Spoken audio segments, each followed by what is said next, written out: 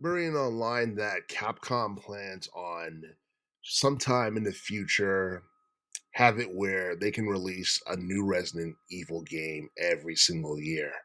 And I feel like in theory that's something that sounds cool, but in practice, it's something that could potentially work against them. And the reason I say that is because I feel like Resident Evil could end up being one of those franchises that could end up becoming stale due to oversaturation, similar to how the Call of Duty series has been like since I want to say like since like the mid-teens onwards, because let's be real, Call of Duty, in my opinion, it reached its peak in terms of popularity during the late 2000s, early teens. And a lot of people would go on record and tell you that the Resident Evil it's past its peak. It's been past its peak for a while now.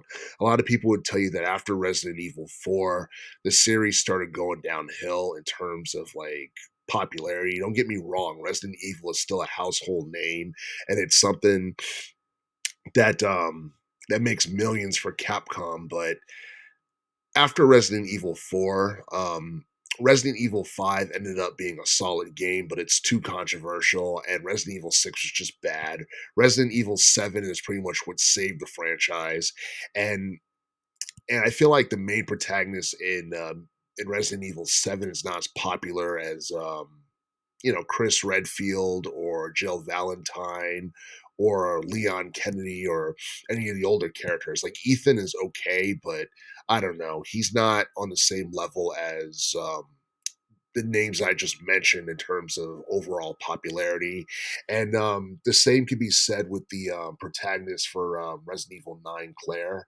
And don't get me wrong, Resident Evil 9 is a highly popular game. It did like 7 mil in terms of sales, like I think like within a month of its release. So it's one of the more successful video games of this year thus far. And it's quite possible that Capcom wants to go about making a new Resident Evil game on a year to year basis because of the competition that it might face from other video game franchises in relation to the survival horror genre, because Silent Hill is making a huge comeback. You have you have that, and then you have like other like horror type of genres that are like really popular, like Dying Light. You have you have like a variety of different things that's starting to become like big again. And I don't know. I honestly feel like Capcom wouldn't be doing this unless they felt like they were, competing against, someone, or if they really feel like Resident Evil as an IP is pretty much like the best thing that they got, and they want to go about producing more games on a year to year basis to maximize profits. But the problem with that is that's only going to last for so long, because we all know about what's going on with PlayStation and the fact that they plan on phasing out physical media by 2028. So by the time we get to the PlayStation 6, I mean, will people still want to like, purchase games like through digital download? Will people boycott the PlayStation 6? Will people just get their quick fix through Xbox? Um, like we're supposed to be getting a new Xbox console next year. Like I think it was called Project Helix. We don't know too much about it, but I don't know. Like based off of what I've been reading in like relation to Xbox, it seems like the future for them is like it's just cloud based gaming. So basically just PC. So I really hope that the Xbox console that's set to be released next year doesn't get scrapped or anything like that. But I feel like Capcom's plans in relation to producing more Resident Evil games really depend on the landscape of gaming, how much it changes between now and next year and the year after that, and the thing is, like, as far as like producing new Resident Evil games are concerned, you can only remake so many games, and it's going to be hard for them to come out with something new every single year, because I feel like Capcom at this point has remade some of their best games already. The only ones they haven't done big remakes for is like Resident Evil 5 and Resident Evil 6. Um, I don't know if they're gonna touch Resident Evil 5. Resident Evil 6, I don't think anybody wants to see a remake for that. You got Resident Evil Revelations from 2012.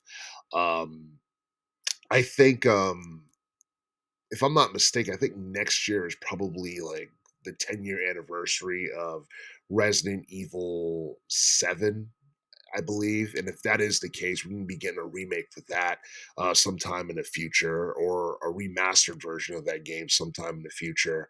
But but yeah, I feel like at some point Capcom's going to run out of Resident Evil games to remake at some point, and yeah, I mean, I honestly feel like it's going to be difficult for them to come out with new entries every single year unless they plan on reusing like older characters that are popular, like Chris or Jill or Wesker or Leon. But I don't know.